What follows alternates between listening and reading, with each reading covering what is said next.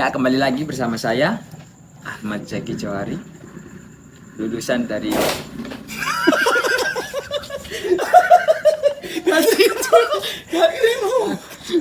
lulusan dari kampus TIT ya. Kampus TIT.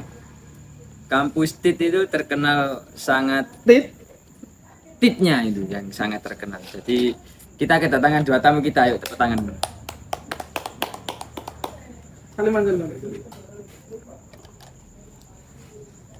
Kali ini kita akan membahas topik tentang makanan ya. Ini mungkin ada berita viral.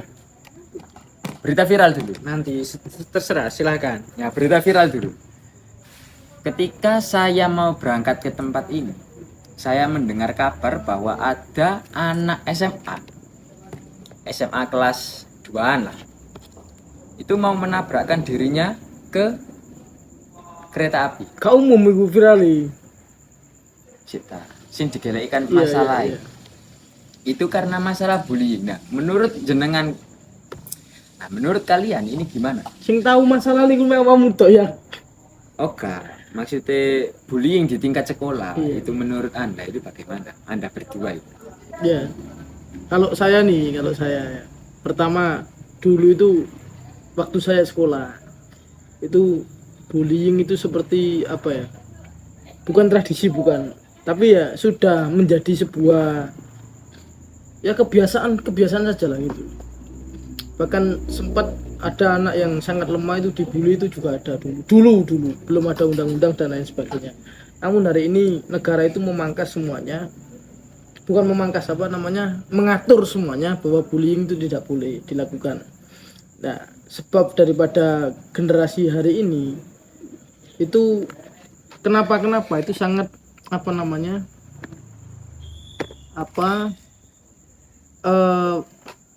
Gen Z itu kan itu tuh generasi strawberry ya. Iya. Yang kalau gampang membusuk, gampang gampang membusuk. Nah, kalau dipakai lama-lama juga membusuk ya kan, tapi kelihatannya sangat menarik. Nah, artinya kalau saya memahami dalam konteks pembicaraannya Mas Yaki tadi yang diceritakan ya, waktu di balik kamera kan beliau cerita bahwa ini ada pembulian di salah satu sekolahan yang tidak disebut sama Mas Yaki. Lah mereka sampai dia itu yang dibully itu sampai mau bunuh diri, menabrakkan diri ke kereta. Jadi tidak tertabrak tapi menabrakkan diri. Nah, artinya bahwa yang dibully ini tidak kuat. Ya tidak kuat secara mental dia karena pembulian dilakukan oleh teman-temannya kan gitu kan Mas Yaki. Iya. Nah, menurut saya sendiri nih, kalau hari ini ya pembulian itu jangan dilakukan. Ya kalau generasi dulu yang mentalnya sudah kuat, ya kan. Nah, hari ini kan generasi kita ini disadari atau tidak bahwa hari ini tuh mereka sudah setiap harinya memakai yang namanya perkembangan teknologi ya, informasi dan lain sebagainya. Sedangkan niat daripada teman-temannya yang bully tadi itu bukan serius untuk membuli sebenarnya. Tapi bagaimana kalau generasi dulu yang melakukan itu adalah menguatkan mental salah satu orang yang dibully tersebut, termasuk saya. Pernah mengalami hal itu. Dibully kakak-kakak, ya kan, dibully teman seangkatan karena saya dianggap lemah waktu itu. Tapi daripada yang saya lakukan, yang dilakukan teman-teman ke saya, itu membuat mental saya itu menjadi agak kuat. Lah, beda dengan zaman hari ini. Karena mereka sudah merasa terenakan, artinya tidak ada kekerasan dan lain sebagainya sudah diatur oleh negara, maka bullying itu sebenarnya tidak harus ada di manapun, baik di masyarakat, di sosial media, termasuk ini kita meraba kepada bullying yang dilakukan oleh teman-teman netizen kepada gus-gus yang lagi viral kan gitu. Iya. Parah ini Mas ya. Iya, bukan yang Agus ya, tapi yang gus-gus viral itu. Iya. Padahal bullying pada saat dulu kita cuma mungkin punya nama-nama yang bukan nama asli lah, Nama tongkrongan lah. nama tongkrongan. Kadang sebutan orang tua, Orang tuanya pun disebut. Iya. Itu gimana ya? Sampai orang itu marah sampai apa itu biasa ya. Zaman dulu sangat biasa. Tapi karena itu tadi benar yang dikatakan oleh Mas Martian juga bahwa zaman sekarang itu anak-anak generasi milenial ini lemah dari segi mental. Bukan Kita- milenial ini, Gen Z sudah. Gen Z ini sangat lemah, sangat lemah. Mungkin itu Mas. Jadi Kalau teman kita yang memegang kamera, ini kan namanya Fakru. iya. Tapi di tongkrongan dipanggil Frank. Frank itu adalah nama plesetan Iya. dari Michael Franciscus. Di Frank. Nah, ini kan menurut pendapatnya salah satu pernah korban ya, pernah korban. Pernah korban, pernah jadi korban aku. Nah, ini menurut para ahli yang membidangi di sekolahan. Iya. Kan Itu banyak. Dan Biasa mungkin biasa. Mas. biasa ya. Seperti sahabat Nabi, kita contoh Nabi lah. Abu Hurairah. Semisal itu dalam bahasa Jawa, anak kucing. Nah, itu Nah, secerdas Abu Hurairah yang merupakan ahli hadis apapun, dikatakan anak kucing. Anak kucing. kucing Kan ya. itu kan benar kan ya? Iya, iya. Anak kucing, tapi apa yang dilihat? Ada keistimewaan tersendiri. Oh, inilah identitas saya, anak kucing. Gitu kan hal yang biasa. Karena untuk menunjukkan dirinya. Kan biasanya orang kan tidak tenar dengan nama aslinya, Ya. tapi tenarnya dengan nama, Dengan nama panggilan, pasangan. nama panggilan. Anak tongkrongan lah. Kalau menurut Mas Alvin itu kan banyak siswa itu yang guru yang melarang bully sesama teman, tapi dia sendiri yang bully siswanya. Nah, menurut jenengan itu berikut. Mungkin Bagaimana? zaman sekarang itu gini, kelemahan dari seorang guru itu takut kepada orang tua. Takut orang tua. Ketika guru itu memperlakukan keras kepada siswa, itu langsung laporannya ke orang tua. Orang tuanya tidak terima, langsung lapor ke kepolisian. Padahal pendidikan itu semestinya pasrah. Kalau bahasa Jawa itu pasrah bongkoan terhadap yang ngajar. Zaman dulu kita mengaji lah contoh.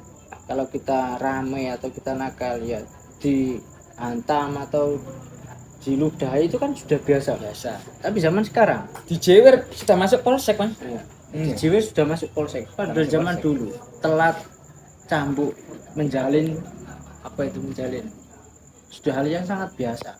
Nah mungkin dari faktor orang tua yang terlalu lembek dalam hal memberikan kasih sayang yang berlebihan terhadap si anak, Terlalu dimanja. terlalu dimanja ya. Jadi mentalnya itu seakan-akan ketika dia ditanya ataupun dihina itu merasa mereka itu wah sangat tersakiti ya batinnya.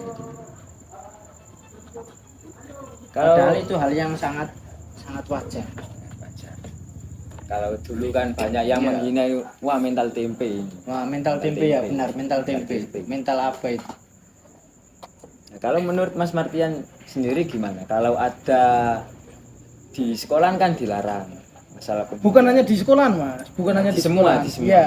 Karena Tapi- dalam pasal ini ya, saya mengutip pasal dalam pasal 76C Undang-Undang Nomor 35 Tahun 2014.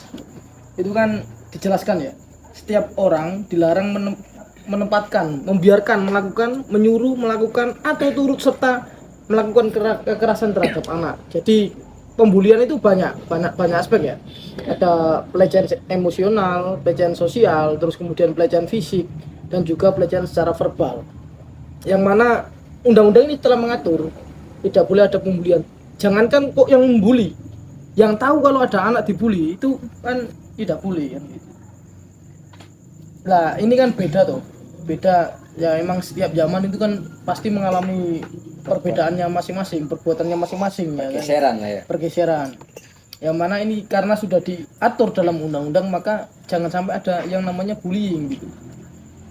Meskipun kalau kita sebut dalam bahasa kita sehari-hari ya, ini kan masih terjadi. Iya. Seperti kita membuli Fakrus dengan sebutan itu Frank. kan termasuk bullying, termasuk bullying. Tapi hati-hati Mas Yagi, ini masuk YouTube ini. Gak, ini kalau kita saling terima nggak masalah lah ya kan gitu. Tapi kan kalau di rumah biasanya kan ada omongan orang tua ke anak itu yang tidak enak ya, kasar atau gimana gitu kan. Kadang kamu itu sudah dipelajarin di mana-mana kok masih bodoh, kamu ini gimana? Itu kan termasuk bullying Di orang tua. di orang tua, di rumah, di dengan rumah. Nah itu menurut jenengan itu pripun? saya mengacu kepada ini. Ya termasuk itu itu adalah bagian daripada bullying. Tapi saya mengacu kepada pendidikan keluarga ini yang diterapkan oleh Deddy Corbuzier. Ya, kita harus keras kepada anak. Bukan berarti terus kemudian kita itu keras itu mengerasi anak dengan secara fisik dan lain sebagainya, enggak. Artinya mengajarkan anak dalam pendidikan itu ya sebagaimana mungkin kita itu harus ya ini salah ya dilokno salah kan gitu. Bodoh ya katakan bodoh. Ya seperti saya sendiri lah. Seperti lingkungan saya lah. Kan gitu. Ya bodoh ya dilokno bodoh gitu. Sebut juga di Gus Dovir itu juga sama. Kalau mengajarkan anak ya yang sekeras mungkin. Keras bukan berarti terus kemudian menjajah ya, bukan. Tapi mengajarkan bagaimana anak itu bisa memiliki pendirian sendiri gitu loh. Kalau dulu ketika saya kecil itu kan orang tua itu sebagai hakim yang menengahi konflik antara si A dan si B. Gantinya polisi dah. Ketika ada perkelahian itu yang memisahkan kan yang lebih tua. Sekarang kan berbeda. Nah, untuk menurut Mas Alvin bagaimana? Kalau masalah tadi kan keras biasanya kan mentalnya si anak ini kan tidak mencukupi di situ lah, filternya kurang tebel lah. Nah, terus anak tadi terus nggak mau sekolah, terus nakal, bandel di sekolahan, jadi ngepung di jalanan, itu kan kemungkinan besar kan dari situ, dari konflik di rumah kan. Nah, menurut Mas Alvin bagaimana? Jadi kebanyakan kasus di lapangan itu gini, anak kelas 1 ini contoh fakta di lapangan. Ketika anak kelas 1 MI ketika sudah malas sekolah itu bisa membuat alasan Mas sekarang. Ketika mereka bangun, bisa semestinya bangun jam 7 pagi, dibangunin juga bangun, tapi alasan sakit, alasan apa. Dan ketika sakit itu diizini tidak sekolah oleh orang tua, besoknya izin itu lagi. Dengan alasan yang sama? Dengan alasan yang sama, seperti, oh saya tak sakit perut saja lah, biar besok tidak sekolah. Ada alasan seperti itu. Lah, dari sikap orang tua yang tidak memberikan suatu pendidikan secara sikap, mental, kedisiplinan dan juga kekerasan, baik itu bukan kekerasan fisik, bahkan di agama pun kita kan orang Islam ya, nggak sholat pun kita harus melakukan pemukulan, tapi di daerah tertentu untuk membentuk kedisiplinan terhadap anak. Biar apa? Karena mungkin faktor merasa terbuli itu kurangnya percaya diri. Ketika saya kurang percaya diri dikatakan, oh anaknya demit, oh anaknya macan, kan saya kurang percaya diri, masa kok aku anaknya macan, dan merasa minder. Dari rasa minder kan namanya anak kecil, dia takut, dia merasa terbebani dan lain sebagainya. Padahal dia kalau percaya diri, silahkan saya katakan, so kok anaknya demit, mungkin nggak masalah karena ada faktor kepercayaan diri. Dan anak sekarang tidak mempunyai kepercayaan diri seperti itu. Percaya diri ya Kurangnya percaya diri kan? ya, satu percaya diri, yang kedua itu mungkin gini, trauma melihat sikap orang tua. Terkadang Gen Z yang sudah menikah dan punya anak kan usianya 20-21 tahun kan sudah punya anak, masih kecil kan, belum mampu menopang emosi masing-masing pasangan. Dia itu melakukan kekerasan seperti suami kepada istri, diketahui oleh si anak, yang membuat si anak itu tadi takut terhadap perilaku orang tuanya dan adanya rasa trauma. Yang ketiga, teknologi ini juga menjadi faktor penting karena membuat anak ini merasa introvert karena kepribadiannya yang sendiri, dia dengan gadgetnya sendiri tanpa ada faktor sosial atau hubungan sosial ya, baik itu dengan teman-temannya dan sebagainya, dia merasa introvert. Dan pikiran anak itu dihasilkan dari apa yang dia lihat dan apa yang dia dengar. Karena membaca mungkin belum bisa ya, dia hanya mendengarkan dan melihat, dan faktor itu yang membuat dia introvert, merasa malu, merasa itu membuat anak-anak sekarang itu kurangnya mental di situ. Karena mungkin kita dulu tahu lah, bagaimana kita berinteraksi dengan teman-teman di waktu kecil saat malam hari betengan ya tahu kan betengan main laki-laki sama perempuan lempar karet dan lain sebagainya itu kan membuat interaksi sosial yang itu dibully pun kami percaya diri aku pemenang kok ketika lempar karet atau apa ketika betengan aku kalah kan dibully anaknya kayak kalah orang tua pun diikutkan namanya tapi kan ada rasa percaya diri karena kita tidak introvert karena kita tidak menyendiri di rumah sekarang kan bisa menyendiri hanya bermain gadget kalau nggak main gadget nangis dan lain sebagainya itu kan faktor orang tua yang faktor Kalau dulu di bukunya Pramudia Anantur di judul Bumi Manusia itu kan ada salah satu tokoh yang dinamai Mingke. Tapi dia pede dengan nama itu dan dia membuktikan kepada dunia bahwa Mingke ini bisa terkenal. Terus menurut Mas Martiani bagaimana masalah teknologi yang saat ini merambah ke anak-anak kecil ini gimana? Karena kan ada bagaimana? banyaknya Tidak bisa dipungkiri ya bahwa perkembangan teknologi itu kan suatu kelaziman yang harus kita ikuti. Kalau tidak kita ikuti maka kita ketinggalan kan gitu tuh. Bahkan jangankan ke anak kecil gitu, kita saja kalau main ini tanpa HP 1 hari aja udah kayak orang bingung kan gitu. orang gila baru ini Orang kira baru. hampa ya, sunyi sangat ya pikiran ini. Ya, seperti itu lah. Ya Mas Fakrus ya. Ya, padahalnya dibuka powernya digeser sudah tutup. buka WA tutup, buka WA tutup. Ya lihat YouTube tutup lagi karena bosan ya. Lihat TikTok ya bingung lagi kan gitu. Padahal cuma itu doang. Lah, itu ternyata terpicu bahwa otak kita itu kayak tanpa HP itu sudah nggak bisa kan gitu. Padahal sebenarnya kalau dipaksa itu bisa gitu loh. Tapi kan enggak. Lah bagaimana terus kemudian kita menghadapi teknologi yang seperti ini untuk anak-anak kecil ya nggak bisa gitu loh. Nggak bisa kita kecegah.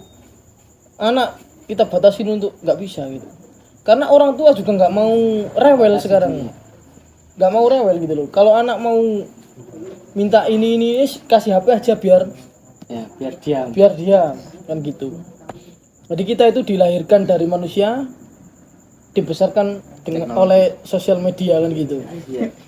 Nah, untuk mengatasi ini semua maka keterbatasan yang dilakukan oleh para pegiat sosial katakan atau apapun ya kalau bisa menyebarkan informasi itu yang baik-baik saja di YouTube lah konten kreator itu kalau di YouTube emang sudah dibatasi ya untuk konten anak-anak Ya kan ada YouTube Kids juga kan.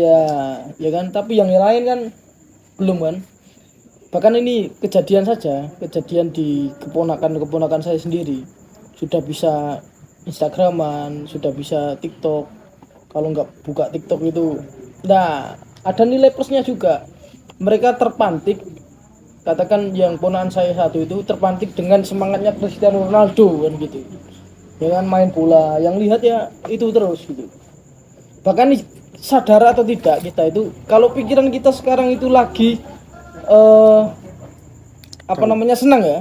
senang pengen punya mobil gitu itu FYP kita juga akan muncul mobil terus Sesuai dengan apa yang kita pikirkan. lah sesuai dengan apa kita pikirkan kalau Mas Yaki galau ya munculnya juga pasti Galau-galau. quote galau kan gitu. Nah untuk mengatasi ini semua ya sebenarnya kalau menurut saya ya ada batas di semua platform sosial media yang mana itu mengatur sesuai dengan ritme atau usianya masing-masing anak umur 3 tahun sampai berapa karena 3 tahun itu sudah pegang loh bagi saya loh 3-4 tahun itu sudah pegang ada batas usia itu untuk semua platform di media sosial kalau kita mencegah ya sulit kayaknya sulit karena Karena secara secara orang tua pun bisa gimana kalau orang tua itu bisa. memberikan batas waktu misal hanya 30 menit atau 20 menit itu HP mau nggak mau kita rampas atau kita amankan untuk menghindari berlebihan bermain gadget itu tadi. Berarti kan masuk ke pola asuh yang bagaimana Ya, itu di zaman kembali ke sekarang pola kan asuh. pola asuhnya yang bagaimana? Pola asuh kuku. Karena sekarang ini kan orang tua tidak mau ribet, yang benar yang dikatakan Mas Mardian, tidak mau ribet, anak nangis dikasih HP. Iya. Daripada nangis terus kan dia kan lebih milih enaknya kan. Kadang kan umur setahun, umur belum genap setahun itu kan sudah difoto-fotoi, dibuat konten dan lain-lain, itu kan termasuk kan. Padahal usia-usia anak-anak itu ingin bebasnya berkreasi, ingin bebasnya bermain, tapi dibatasi oleh pola asuh orang tua itu tadi. Maksudnya yang di Sekarang kan antara orang tua yang ibunya bermain Facebook Pro itu kan sangat mengganggu menurut saya sekarang. Jadi orang tua tuh masak, buat konten, senang buat konten, tak lupa akan kewajibannya menjadi orang tua seperti mendidik anak atau waktunya bersama-sama untuk anak atau family time bersama keluarganya. Makanya tidak salah kalau banyak kasus perceraian, banyak kasus bullying di rumah, banyak kasus anak-anaknya ini sudah bosan dengan pembicaraannya orang tua karena dari segi orang tuanya pun lebih sibuk menjadi konten kreator menjadi konten yang tidak bermanfaat untuk keluarganya. Itu boleh sih, boleh, tapi ada batasan waktu. mungkin ada yang orang tuanya itu scroll TikTok itu Nah. konten yang seperti ini dan yang dilihat anaknya itu sama, mungkin seperti itu ya.